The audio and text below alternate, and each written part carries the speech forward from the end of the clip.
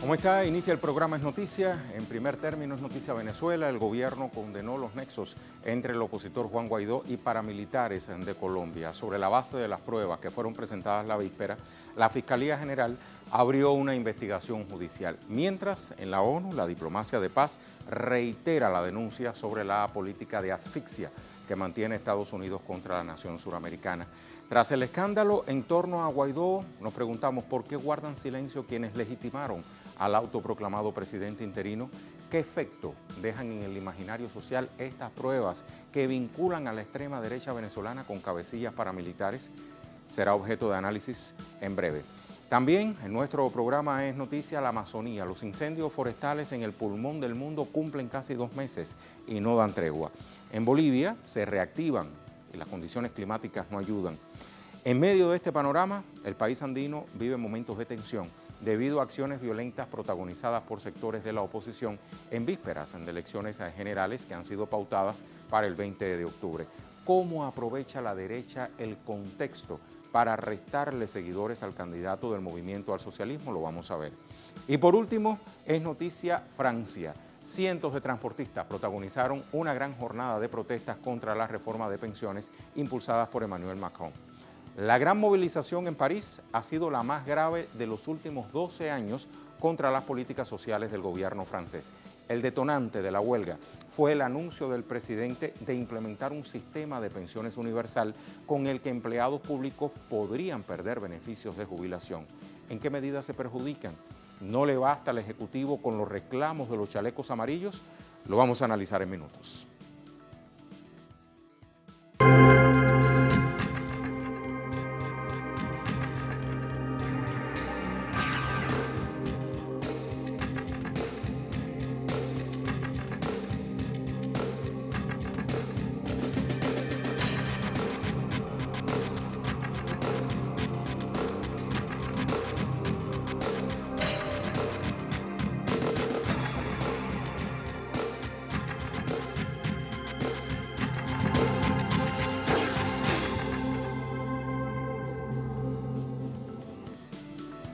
Ya se lo decíamos, es noticia Venezuela.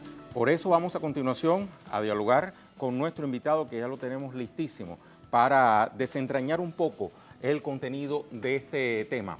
El gobierno condenó los nexos entre el opositor Juan Guaidó y paramilitares de Colombia. Sobre la base de las pruebas presentadas la víspera, la Fiscalía General abrió una investigación judicial. Mientras en la ONU la diplomacia de paz reitera la denuncia sobre la política de asfixia que mantiene Estados Unidos contra esta nación suramericana. Descubríamos ya al invitado que tenemos a piso. Se trata de John Respo, periodista, investigador, politólogo. ¿Cómo le va, John? Muy bien, Rey. Muchas gracias. Conocedor además de la realidad colombiana. Y por ahí quiero comenzar. En la emisión pasada de Noticias estábamos desentrañando justamente eso, ¿no? Los vínculos de la extrema derecha con el paramilitarismo colombiano y por qué se caracterizaba el paramilitarismo colombiano. Quiero partir de aquí porque las denuncias que formulaba hoy el presidente Nicolás Maduro se basan justamente en ese contexto. Bueno, Rey, para nadie es un secreto de los nexos que han existido de tiempo atrás entre la extrema derecha venezolana y los grupos paramilitares colombianos que tienen una larga tradición del uso de la violencia, una violencia desmedida en su propio territorio contra el pueblo colombiano, despojadores de tierras, asesinatos de líderes sociales, de líderes indígenas, de líderes campesinos, grupos que han sido funcionales a la oligarquía colombiana, a la derecha colombiana, para hacer el trabajo sucio, ¿sí? En alianza con agentes del Estado, con las Fuerzas Armadas, lo que ha sido probado muchísimas veces. Llama mucho la atención una denuncia que hacía hoy el presidente Maduro y estaba dirigida al expresidente, hoy senador Álvaro Uribe Vélez. Decía el jefe de Estado venezolano, palabras más, palabras menos, no tengo la menor duda de que quien les indicó a los rastrojos que fuesen a recibir a Juan Guaidó era Uribe. Bueno, yo creo que hay mucho de dónde agarrarse por ahí sobre lo que decía el presidente Maduro. Pues si nosotros nos fijamos en las fotos que se publicaron de aquel 23 de febrero, aparece un personaje siniestro de la política colombiana que es mano derecha del tristemente célebre expresidente Uribe, que es el primo de Pablo Escobar. ¿De quién estamos hablando? Estamos hablando de José Obdulio Gaviria.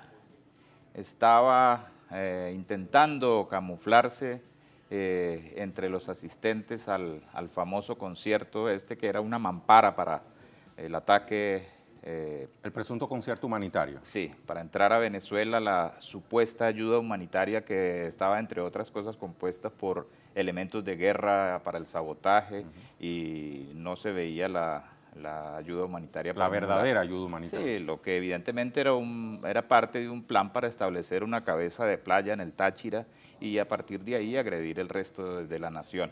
Este personaje estaba allí presente entre los asistentes. Ese es un nexo muy claro entre la denuncia que hace el presidente Maduro de que fue Uribe quien coordinó seguramente con los grupos paramilitares. Todo el mundo sabe en Colombia, los mismos Estados Unidos han señalado a Uribe de ser narcotraficante. Uribe autorizó las pistas de aterrizaje para Pablo Escobar y todos los miembros del cartel de Medellín. Uribe fundó los primeros grupos paramilitares legales encubiertos en unas cooperativas de seguridad que se llamaban Convivir. O sea, los legitimó. Los legitimó, exactamente. Porque los paramilitares en Colombia son un fenómeno dentro del conflicto, dentro de la guerra de vieja data, muy vieja, desde los años 50. Prácticamente desde que comenzó a gestarse el conflicto interno en Colombia. Exactamente. Entonces, no es descabellado pensar de que evidentemente y que efectivamente esta orden fue girada por el señor Uribe, ¿no? Sin embargo, no es Álvaro Uribe el presidente de Colombia hoy. Sí. Bueno, como tenemos algunas figuras políticas. Tenemos que decir, Rey, que Duque es el presidente, pero quien gobierna es Álvaro Uribe, ¿sí? Uribe es el que dicta lo que hace Duque. Duque es un personaje bastante mediocre, incapaz y arrodillado, por así decirlo, no solamente al señor Uribe, sino a su amo, los Estados Unidos, ¿sí? Pero todo el mundo sabe que Uribe es un tipo con demasiado poder en Colombia, que en este momento está atravesando una crisis muy fuerte. En las últimas semanas hemos visto en diferentes localidades del país que ante manifestaciones que ha convocado el uribismo, ha salido la población a protestar contra Uribe y abiertamente lo ha llamado asesino, lo ha llamado paramilitar, váyase de acá, no lo queremos en este lugar. Y Uribe ha perdido los estribos. En estos días, en una población cerca de Bogotá, amenazó abiertamente a la gente. Esos videos están en las redes sociales donde dice, o se callan o los callamos, ¿sí? Eso se ha visto. Entonces, quien manda en Colombia es Uribe, pero está en decaída, está sufriendo una fuerte recaída, y no olvidemos que fue llamado por la Corte Suprema de Justicia a indagatoria por las múltiples denuncias que tiene. La más concreta, por la que lo llama a indagatoria, es por la manipulación de testigos en un conflicto con el senador Iván Cepeda.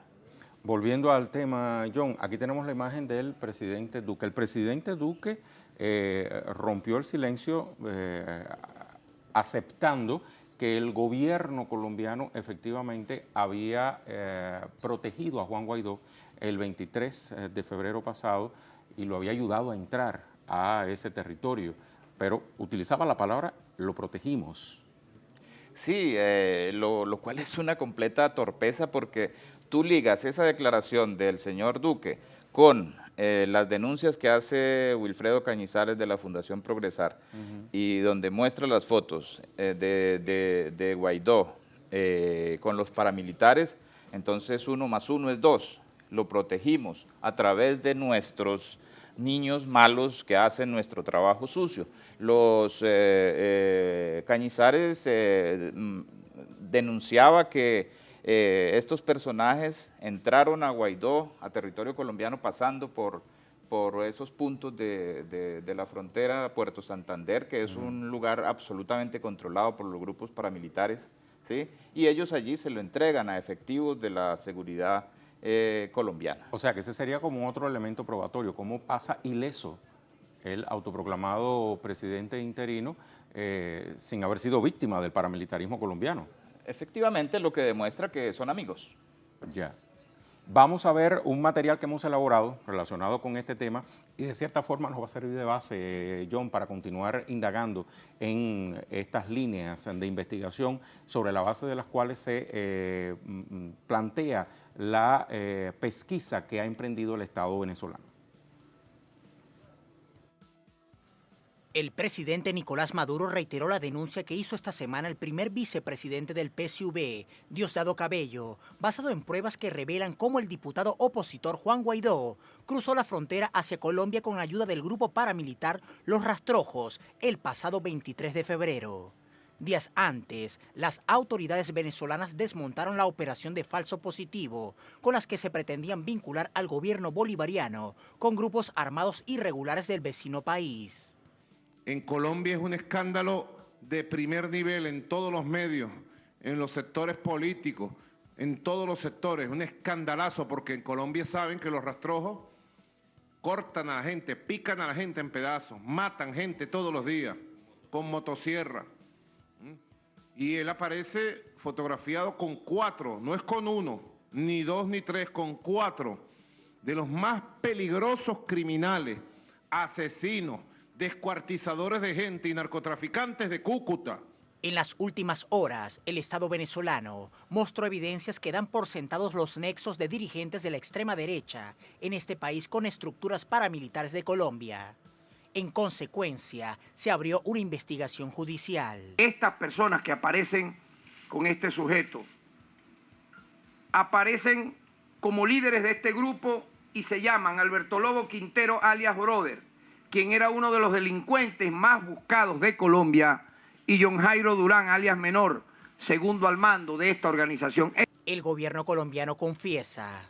Cuando el presidente Guaidó vino a Colombia a comienzos de año, nosotros facilitamos su entrada a territorio colombiano, en territorio colombiano. Se recibió en territorio colombiano y se protegió en territorio colombiano. En medio de este panorama y con la amenaza que mantiene Estados Unidos sobre Venezuela, la diplomacia de paz bolivariana alzó nuevamente su voz en la ONU contra las medidas unilaterales que impactan en el sistema económico, político y social de la nación. Es muy delicado el tema de las medidas económicas, de las medidas unilaterales, arbitrarias, ilegales, porque se ha configurado no solo un bloqueo, sino una persecución cruel, criminal, inhumana contra el pueblo de Venezuela, parecida a la persecución contra el pueblo judío la Segunda Guerra Mundial. Paradójicamente, el autodenominado Grupo de Lima y otros gobiernos que dicen respaldar al autoproclamado presidente interino han ignorado las denuncias del gobierno bolivariano durante las últimas semanas. El jefe de la Casa Blanca también guarda silencio sobre el asunto y prefiere centrar su agenda mediática en el tema electoral. Vamos a continuar con John Respo analizando el contenido de este material que nos sirve para profundizar un poco más en este particular, John. Habíamos mencionado la denuncia que formulaba el Estado venezolano, el gobierno venezolano en la figura del canciller Jorge Arreaza respecto a las sanciones, porque también quisimos dar la idea del abanico de, digamos, acciones que se han emprendido contra la paz en Venezuela. Desde diferentes flancos la han venido atacando y uno de esos es justamente el flanco económico. Pero esas medidas unilaterales provienen de Estados Unidos, gobierno que apoya al autoproclamado presidente interino Juan Guaidó. Sin embargo, sobre este particular, el gobierno estadounidense en la figura de Donald Trump nada dice. Bueno, Rey, el tema económico es evidentemente solo una parte de un ataque integral que desde el comienzo de la Revolución Bolivariana se desarrolla contra Venezuela. Ese ataque integral tiene muchos elementos donde el mediático es supremamente importante y es prácticamente el motor de los demás elementos de ese ataque integral, ¿sí? Hay un ataque diplomático liderado por países que son fichas, que son portaaviones de los Estados Unidos, como es el caso colombiano, ¿sí? Y que han legitimado la figura de Guaidó. Exactamente, sí, ellos son los que le han dado reconocimiento a este curioso espécimen que surgió en la política venezolana. Está también el ataque financiero contra Venezuela, que no le permite... Los activos venezolanos. Exactamente, no solamente robarse los activos de la República Bolivariana de Venezuela en el exterior, sino prohibirle realizar operaciones bancarias, financieras, que le permitan abastecer a su pueblo de los elementos que necesita para la diaria supervivencia. Ese elemento económico es decisivo y eso es lo que la gente más siente diariamente. Y está el tema militar que convencionalmente no se ha dado del todo y yo dudo que sea una confrontación. Hace mucho tiempo no vemos en América Latina dos países enfrentados. La última guerra o simulacro fue Perú y Ecuador en los años 90. Pero yo no creo, pero sin embargo las amenazas de ataques y acciones terroristas y acciones militares contra Venezuela son pan de cada día. Acá por esa razón el gobierno venezolano activa la alarma, la alerta naranja. Y hay muchas acciones que se dan dentro de territorio venezolano. Hay un elemento que vemos todos los días en las noticias y que poco yo he visto que se han ocupado los analistas y que poco se ha ocupado el gobierno venezolano de escudriñarlo.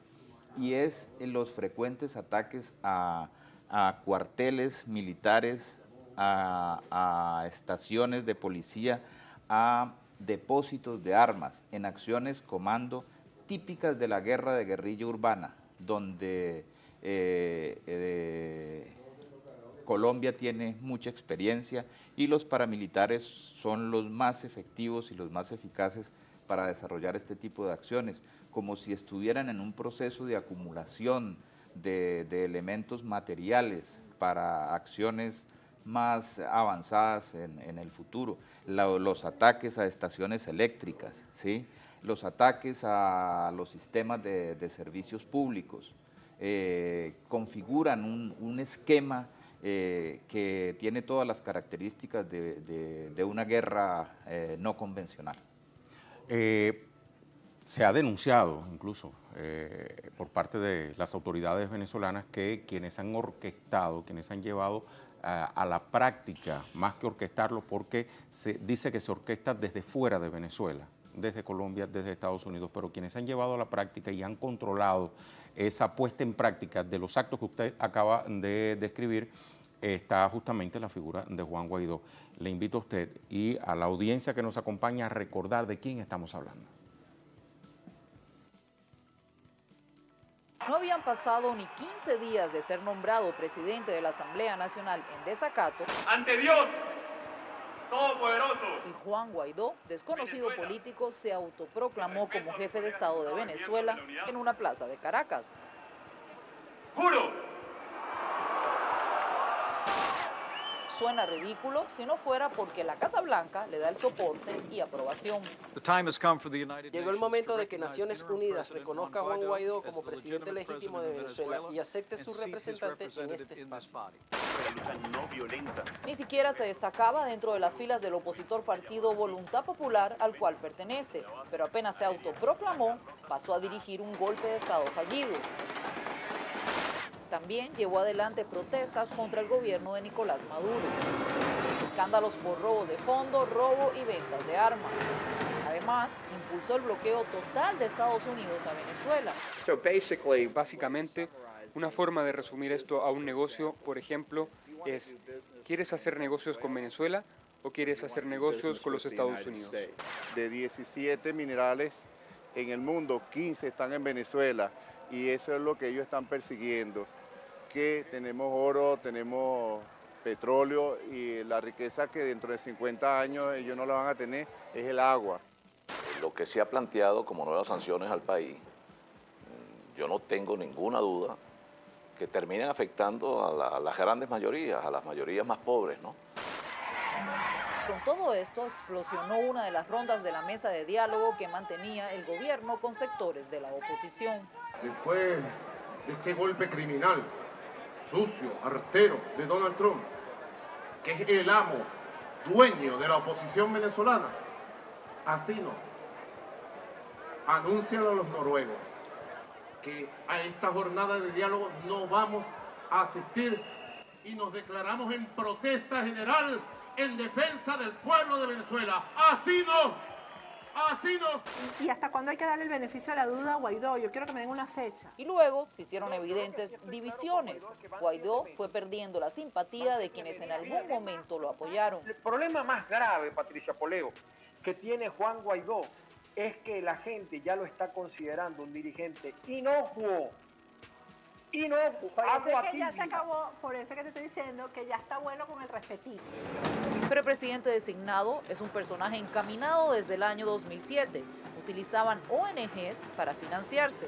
Así lo afirman quienes lo conocen. Generación 2007 fue especialista en montar proyectos, sacar el sombrero y pasar recogiendo raquetas.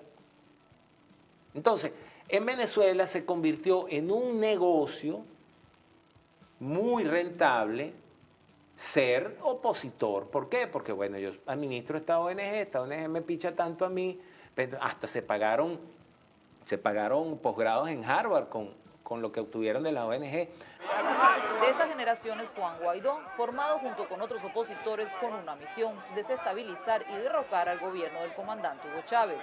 No tuvo éxito, pero el plan continuó contra el actual jefe de Estado, Nicolás Maduro, según informes de inteligencia. A esa conspiración se le conoce como la fiesta mexicana.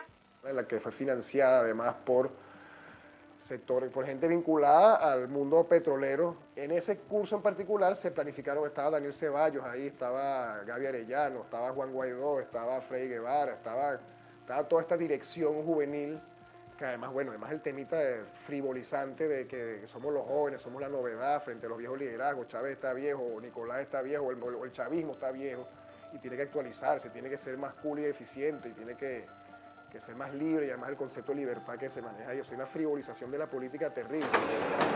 El último de los escándalos del autodesignado presidente es su relación con un grupo narco-paramilitar colombiano, conocido como Los Rastrojos. Las fotos junto a los capos son las pruebas y a la vez varios testigos lo confirman. No importa que nadie le diera su voto, la idea era fabricarlo, hacerlo pasar por el hombre de la solución, ponerlo como el producto de moda. El diputado Juan Guaidó protagoniza como un empleado de circo toda una puesta en escena de parte del gobierno norteamericano para intervenir Venezuela. Y todos los delitos en los que incurre lo hace con plena conciencia, porque él está siendo mandado para eso, para usurpar, para generar división en Venezuela, para generar malestar en el país. Sus propios seguidores le critican e insultan en ocasiones por utilizar estrategias para intentar parecer a respetados políticos. Desde los movimientos similares a los de Barack Obama hasta la respiración tan particular del líder venezolano Hugo Chávez. Aquí hay otro Marín, Franklin Marín, Carlos Marín. Los esfuerzos de levantar su imagen cayeron en picada, y más cuando se anunció nuevo diálogo entre los que en realidad llevan la batuta. Nosotros estamos hablando, no diré con quién, pero estamos hablando a muy alto nivel.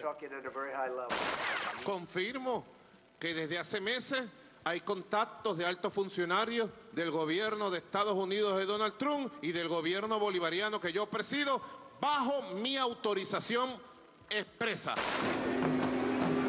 Los expertos en geopolítica describen a Guaidó hasta ahora como un proyecto fallido de Estados Unidos, en un intento de recuperar países ricos en recursos naturales para adueñarse de ellos. Ahí estaba entonces el perfil que se ha elaborado de este dirigente de la oposición. John, ¿cómo podría calar en el imaginario social las más recientes revelaciones de los vínculos que existen entre la extrema derecha venezolana y el paramilitarismo colombiano? Yo creo que es un golpe que Guaidó no se esperaba, ¿sí? Que la oposición radical y violenta de Venezuela no se esperaba y va a significar un revés más para su credibilidad. Es un personaje que viene evidentemente en picada, en caída libre, y esto es un golpe fuertísimo. No hay que olvidar que esto hace, la existencia de este tipo de personajes en parte de un guión que ha sido puesto en escena en el Medio Oriente, en Europa, en los países de la Europa del Este, en las llamadas revoluciones de colores, más recientemente en Ucrania. ¿Sí? Los únicos lugares donde no les ha dado resultado es en Siria y en Venezuela. ¿Qué puntos tienen contacto estos dos países? Siria y Venezuela. Para que no hayan calado estas revoluciones de colores. Yo creo que una fuerte credibilidad y conciencia de sus pueblos, ¿sí? Una conciencia de su soberanía, de su independencia, pero un factor muy importante, y es la unidad de sus Fuerzas Armadas, que no las han logrado fragmentar, ni en Siria durante más de 8 años de guerra, ni en Venezuela, a pesar de los miles de intentos que han hecho por quebrar, en el caso venezolano, la unidad de las Fuerzas Armadas. Más recientemente, el presidente Maduro denunciaba cómo han intentado captar oficiales que tienen responsabilidades en el manejo de la alta tecnología, de los sistemas de defensa antiaéreo, los sistemas misilísticos de Venezuela, por parte de la inteligencia y de paramilitares y colombianos enviados lógicamente por los Estados Unidos, ¿no? John, le agradezco muchísimo que se haya llegado hasta los estudios centrales de Telesur. Telesur, que sigue siendo su casa. Muchas gracias, Rey. Un gusto estar acá. El gusto es nuestro. John Respo nos estaba acompañando. Vamos entonces a recordarles que al regreso vamos a estar hablando de la Amazonía.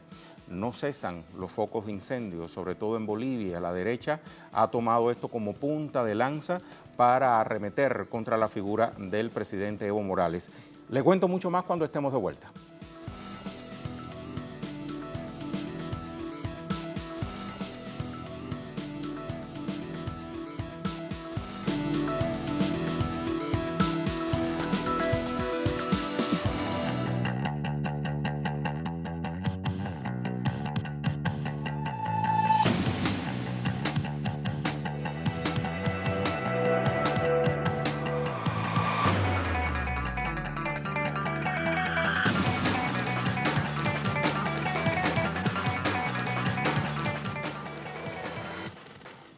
Ya se lo decía, es noticia la Amazonía. Los incendios forestales en el pulmón del mundo cumplen casi 2 meses.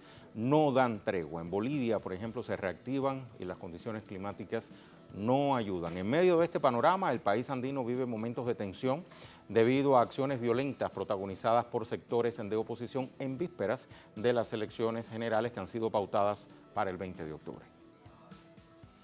Los incendios en el territorio amazónico parecen incontrolables, pese al numeroso despliegue de gigantes aviones cisterna y operativos por tierra, con brigadistas y voluntarios en algunos de los países afectados. Desde Brasil, las autoridades guardan silencio.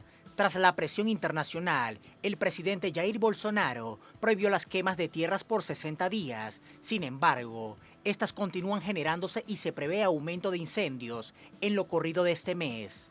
Como consecuencia del fuego y las altas temperaturas, el estado de Mato Grosso del Sur declaró esta semana el estado de emergencia. En Paraguay, la Secretaría de Emergencia Nacional informó que los focos de incendios forestales bajaron de 2.094 registrados hasta el pasado miércoles a 22 contabilizados este viernes. Sin embargo, en Bolivia esta semana se reactivaron algunos focos que ya habían sido apagados y las condiciones climáticas empeoran el panorama. El departamento oriental de Santa Cruz, parte de la zona de la Chiquitanía, es el más castigado por el fuego. Según la ONG Fundación Amigos de la Naturaleza, la superficie quemada en esa región asciende a 2 millones de hectáreas y a nivel nacional son 2,9 millones de hectáreas. En este contexto, el gobierno boliviano ha denunciado que la tragedia ambiental ha sido utilizada por la oposición para emprender una campaña de desprestigio sobre el presidente Evo Morales, a poco más de un mes para las elecciones generales. Desde el miércoles se desataron episodios de violencia en la ciudad de Santa Cruz, capital de la región del mismo nombre, donde simpatizantes del gobernante partido Movimiento al Socialismo y al menos 3 casas de campaña electoral fueron atacadas por adeptos a la oposición. La organización Unión Juvenil Cruceñista había convocado a los actos vandálicos. ¡Nos han sacado todo! ¡Vaya papel! ¡Han deshecho ahí las botas y todo! Se han llevado celular, se han llevado computadores, se han llevado equipo de luz. ¡Todito lo han sacado! ¡Esto es un saqueo! ¡Esto es un saqueo! ¡Tienen que llamar a ambulancia! ¡A defender el voto! ¡Porque tienen un presidente! ¡Qué trabajo! ¡Justo su actitud, estos señores! ¡El presidente lo hizo! ¡Mira las piedras! ¡Mira las piedras! ¡Tenemos derecho a defender a nuestro presidente! ¡Mira las piedras! El jefe de Estado condenó que grupos de derecha utilizaran a jóvenes para sabotear el proceso electoral. Como las Fuerzas Armadas no pueden sumarse al golpe de Estado, usan grupos de jóvenes pagados. Acabo de informarme desde Santa Cruz. Los detenidos están denunciando, tal persona me han pagado para que venga, para que vaya a atentar. Casas de la democracia, casas del pueblo, casas de campaña del MAS y PCP. De esta manera, la derecha boliviana maniobra para restarle puntos en la ventaja que lleva Morales en las encuestas y poder llegar a una segunda vuelta de comicios. Vamos al análisis, nos acompaña Hugo Moldis, periodista, magíster en Relaciones Internacionales, está con nosotros desde La Paz. ¿Cómo estás, Hugo? Buenas noches, Rey, un gusto estar con ustedes. Lo propio, Hugo. Ayúdanos a entender este contexto que se ha generado en Bolivia en medio de los incendios forestales que ha venido participando de manera constante el gobierno del presidente Evo Morales. La derecha, al parecer, quiere tomarlo como pretexto para atentar contra la figura de quien además se va a presentar en las elecciones generales del 20 de octubre. A ver, esto no se entendería si no somos capaces de describir muy rápidamente la estrategia general de la derecha desde finales del año pasado y principios de este año. La estrategia general consistía en ir calentando la calle a través de los comités cívicos y las plataformas ciudadanas para cuestionar la legitimidad y la credibilidad, por un lado, del Tribunal Supremo Electoral, de quien se pide su renuncia hasta hoy, lo que matemáticamente no daría tiempo para garantizar las elecciones del 20 de octubre, y por otro lado seguir cuestionando la postulación del presidente Evo Morales a partir del resultado del 21 de febrero del 2016. Pues bien, en esa estrategia general, que es cuestionamiento a la legitimidad del Tribunal Electoral, cuestionamiento a la postulación de Evo Morales, les ha venido como anillo al dedo los incendios, los focos de incendio, los focos de calor en la Chiquitanía boliviana. De ahí que no sea extraño que el gobierno haya denunciado que mientras se iban controlando varios focos de calor, al mismo tiempo habían personas, muchos de ellos presentados como voluntarios, presentados como gente interesada en coadyuvar en la lucha contra los focos de incendio. Lo que estaban haciendo era más bien encender otros focos de incendio, ¿sí? Esta denuncia fue descalificada, fue ironizada, fue caricaturizada incluso por la oposición política, por la oposición mediática en su momento, pero en la medida que pasaron los días y pasan las semanas y llegamos al día de ayer en la ciudad de Santa Cruz, las cosas empiezan a tener sentido. Sentido en que lo que se pretende es, por un lado, presentar a Evo Morales como al presidente y su gobierno como a los mayores vulneradores de los derechos de la naturaleza, de la madre tierra, e incluso se anuncian juicios de responsabilidades. Es decir, Evo Morales, el mayor depredador de la naturaleza. Pero aquí habría una contradicción, Hugo, porque no es lo que las imágenes muestran.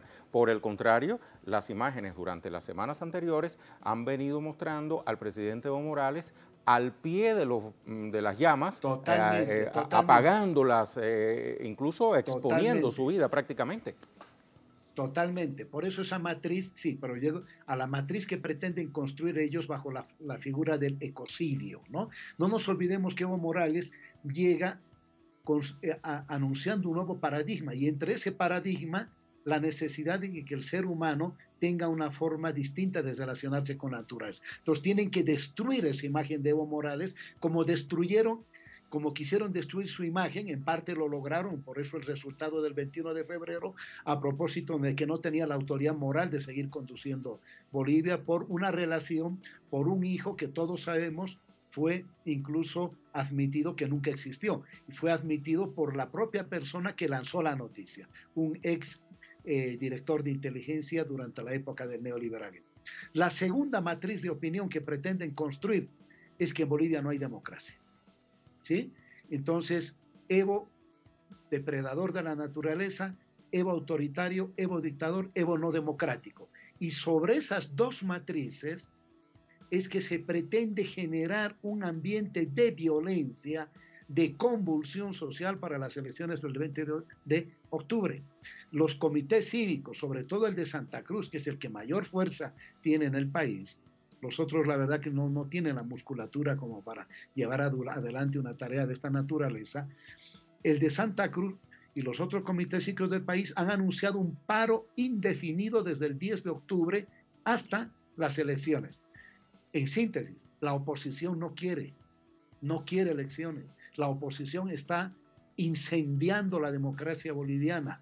La oposición lo que quiere es generar un nivel de convulsión para luego recibir con toda seguridad, porque las recetas se utilizan, las recetas que se han utilizado en América Latina contra Venezuela, Nicaragua, se la va a volver a utilizar en Bolivia, de tal manera que la comunidad internacional, entre comillas, se pronuncie contra, ¿no es cierto?, la supuesta vulneración del Estado de Derecho en Bolivia. ¿Y Ese por es el qué la objetivo. oposición quiere insistir en el montaje de esta matriz? ¿En qué estado se encuentra la oposición boliviana de cara a las elecciones del 20 de octubre? Porque a pesar de semejante artillería mediática, internacional, en fin, en menor grado, por supuesto, que frente a Venezuela y frente a Nicaragua, pero eso no quiere decir que no exista un ataque al presidente Evo Morales, a su gobierno y al proceso de cambio.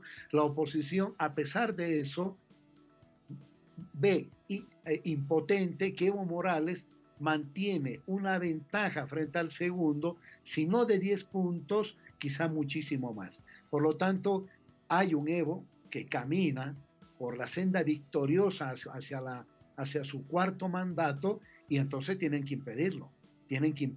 Yo no descartaría, Rey, que puedan incluso cometer el error que cometieron en Venezuela, no me acuerdo en qué elección, de finalmente levantar todas sus candidaturas y no participar en las elecciones del 20 de octubre. Sé que hay corrientes de ultraderecha dentro de esta oposición que están alentando esa idea de tal manera de deslegitimar una victoria que a todas luces se nota, ¿no es cierto?, de parte del presidente Evo Morales el 20 de octubre. No quieren elecciones, Rey.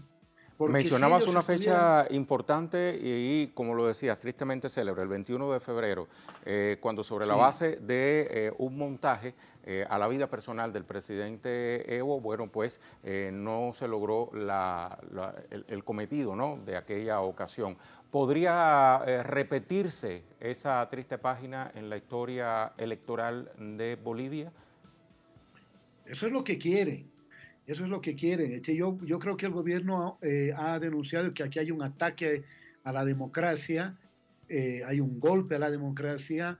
Estamos viendo los primeros pasos más explícitos, pero reitero, porque la opinión pública puede decir, no, pero ¿esto qué tiene que ver? Finalmente es un hecho aislado dentro de la historia democrática de lo que va de los últimos 9 meses en Bolivia. No. La estrategia general de la oposición ha sido esa desde enero de este año por lo menos, combinar movilizaciones en las calles, provocaciones, llamados a corte de rutas, a bloqueos, a paros indefinidos, como el que pretenden hacer desde el 10 de octubre, de tal manera, ¿no es cierto?, de poner en entredicho lo que parece ser una inminente victoria de Evo Morales el 20 de octubre.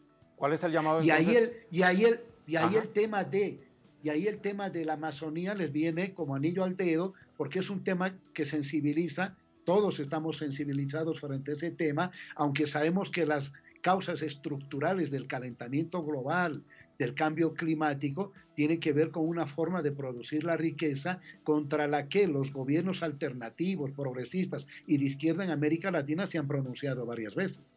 Ahora, Hugo, como dice el viejo refrán, en guerra avisada no mata soldado. Sobre la base de este panorama, ¿cuál es el llamado al que están convocadas las fuerzas progresistas en Bolivia? A no caer en la provocación. Van a tratar de generar enfrentamientos que dejen heridos, incluso muertos, de aquí al 20 de octubre.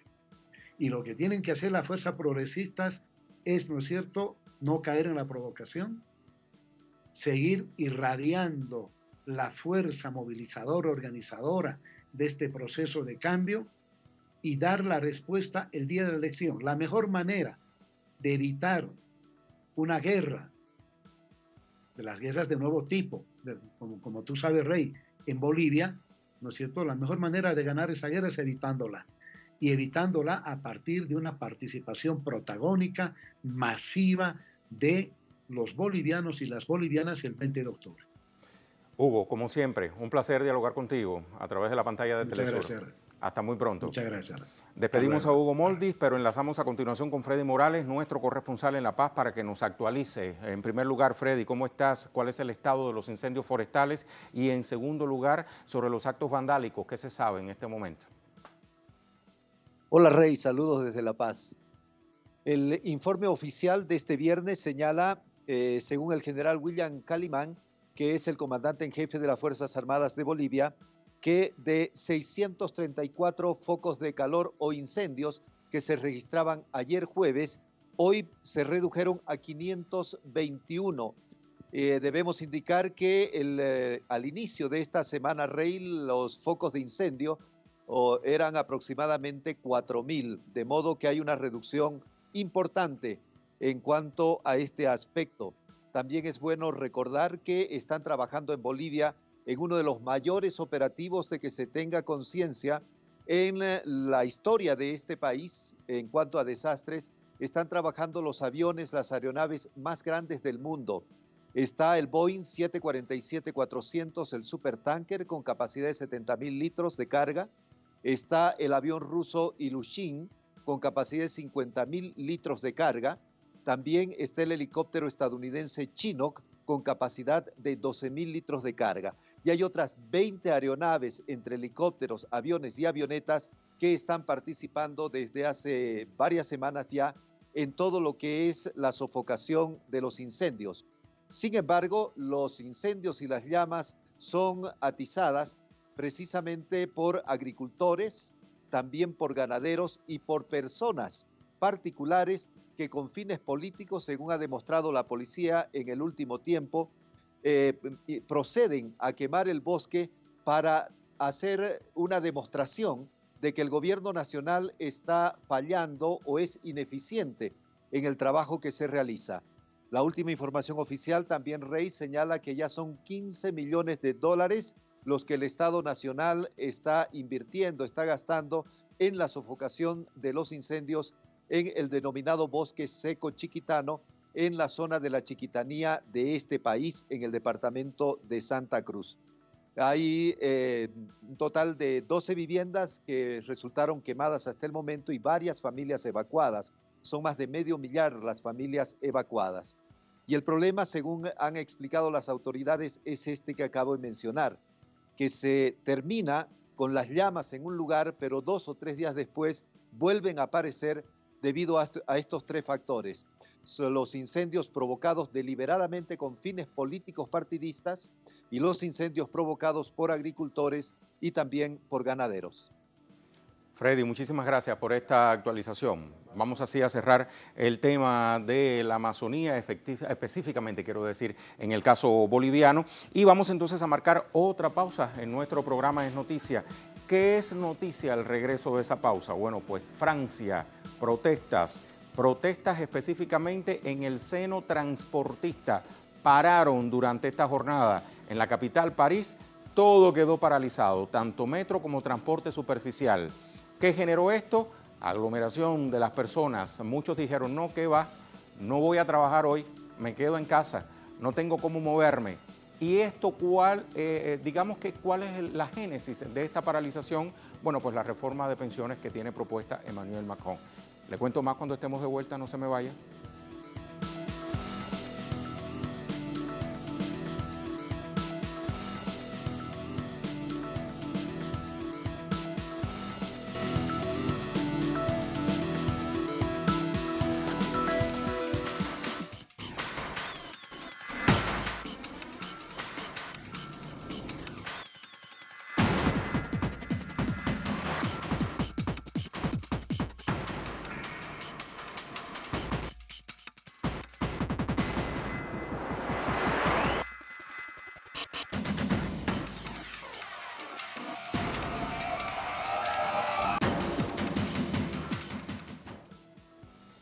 En Noticia Francia, se lo decía, cientos de transportistas protagonizaron una gran jornada de protestas contra la reforma de pensiones impulsada por el presidente Emmanuel Macron. La gran movilización en París se considera la más grave de los últimos 12 años contra las políticas sociales del gobierno francés. 10 de las 16 líneas del metro cerraron, el transporte público superficial escaseó. La huelga de este viernes detonó cuando el presidente Macron anunció su promesa de implementar un sistema de pensiones universal con el que empleados públicos podrían perder beneficios de jubilación. No ha habido medida de paralización semejante desde 2007, año en que Nicolas Sarkozy impulsó una reforma que retrasó la edad de jubilación de la mayoría de los funcionarios del Estado. No pueden quitar nuestros beneficios sociales de esa manera. He estado trabajando durante casi 25 años para esta compañía. Pronto cumpliré 50 años. No quiero trabajar hasta que tenga 70 años y me levanto a las 4 de la mañana. Es muy difícil. La huelga es necesaria. La retórica del gobierno es que se trata de dar los mismos derechos a todos. No, no lo están. Están socavando un plan de pensiones para las personas que trabajan en condiciones difíciles y creo que sería mejor si todos se unieran para tratar de obtener mejores condiciones de trabajo y mejores planes de pensiones en lugar de simplemente rendirse y ver cómo nos quitan nuestros derechos. Ver cómo nos quitan nuestros derechos. Vamos a someter eso al análisis con el doctor Adalberto Santana, analista internacional, investigador de la Universidad Nacional Autónoma de México. Doctor, ¿cómo le va? ¿Qué tal, Rey Gómez? ¿Cómo está? Desde aquí, desde la Universidad Nacional Autónoma de México, les enviamos nuestros mejores saludos. Lo propio, doctor. Doctor, pese al impacto de la huelga, el Ejecutivo de Macron no se apura, digamos, en la toma de decisiones respecto a su polémico proyecto. Dicen con estas palabras los funcionarios, nos tomaremos todo el tiempo necesario.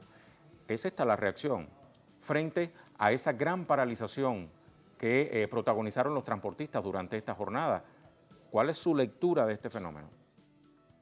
Sí, pues llegamos a una situación en la que en París particularmente no se vivía una huelga de la magnitud desde el año 2007 con el presidente Sarkozy y hoy con la reforma que está implementando el presidente Macron, pues va directamente a tensar su relación con los trabajadores, inicialmente con los trabajadores del transporte, pero que también va a afectar a otro número de trabajadores como los mismos médicos, como enfermeras, otra serie de transportistas, y esto es precisamente porque en sus reformas neoliberales pues va a tratar de aplicar una reforma que reduzca exactamente las pensiones, es decir, que le bajen el salario a los trabajadores, aquellos que se están empleando para hacer funcionar el sistema francés. Y uno de los ejes articuladores de la economía francesa y en particular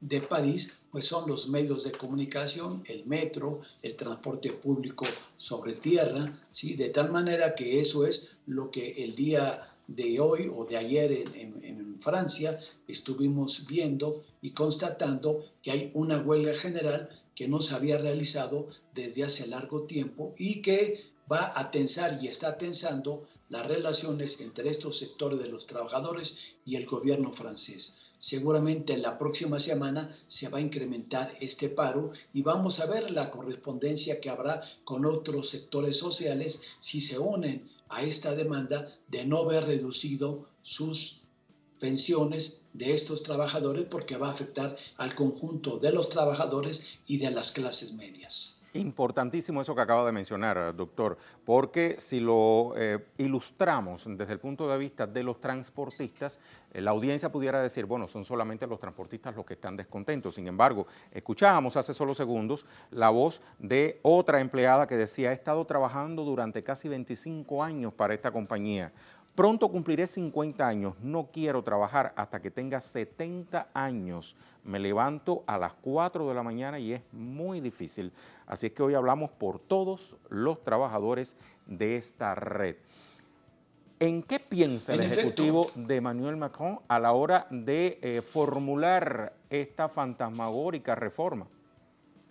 Sí, en efecto, lo que él quiere es exactamente llevar, dijéramos, 42 sistemas de pensiones que hay en Francia, reducirlo a una solo, es decir, meter a buena parte de los trabajadores asalariados, algunos que trabajan para empresas del Estado o empresas particulares, ¿sí? Reducirlos, meterlos en un solo paquete con estas reformas, lo cual implicaría reducir los salarios de por sí que han ido decreciendo constantemente con la crisis económica, con la situación que se vive en Francia y en general en la Unión Europea, y esta sería de nueva cuenta un fuerte golpe para el sector de los trabajadores allá en París, reducir las pensiones, y lo que encontramos, esta manifestación, estas huelgas que están apareciendo, pues muestran la fuerza que puede tener la clase trabajadora, la resistencia frente a estas reformas en uno de los países de mayor desarrollo en Europa y del mundo, una de las grandes potencias que puede llegar a paralizar. Pero por otro lado, también estas reformas neoliberales pues están acelerando esta modernización que desde la lógica del capitalismo salvaje en los países desarrollados también se quiere aplicar. Reducir el sistema de pensiones y al mismo tiempo aumentar la edad de jubilación. Ahí hay dos elementos importantes. Ya para cerrar este diálogo con usted, doctor Adalberto, me gustaría reflexionar en torno a otros focos de tensión que se han venido gestando en Francia durante los últimos tiempos. Parece que no le basta al gobierno de Emmanuel Macron con esta huelga que evidentemente le está dando un mensaje por parte del sector del transporte. Usted bien planteaba, otros sectores pudieran sumarse, pero no olvidemos que desde hace varios meses los chalecos amarillos también han arremetido contra las políticas que intenta implementar el Ejecutivo francés. Claro, digamos que los chalecos amarillos es otra fuerza que también ha tenido impacto, no tanto en el sector de los trabajadores, sino en los transportistas, pero de tal manera que todo en su conjunto, pues son las llamadas reformas neoliberales, un ajuste, mayor flexibilidad para el interés de los grandes monopolios, en este caso franceses, para el capital francés, para el capital transnacional, de flexibilizar a los trabajadores, reducir precisamente su capital variable, es decir, sus salarios, y incrementar, por lo tanto, la acumulación de capital en unas cuantas manos, haciéndoles una mayor explotación, que eso es lo que está expresándose en estas nuevas formas del desarrollo capitalista en un país desarrollado. Doctor, como siempre, es bienvenido a nuestra casa, Telesur. Son bienvenidas sus reflexiones. Muchas gracias. Gracias a usted por habernos ayudado a entender lo que está pasando en la Francia de hoy. Hasta muy pronto. Hasta luego. El doctor Adalberto Santana. Y así vamos poniendo punto final a esta emisión de Noticias, no sin antes presentarle otro hecho que también sonó en los medios del mundo hoy. Con las imágenes nos despedimos por hoy. A usted muchísimas gracias por habernos acompañado.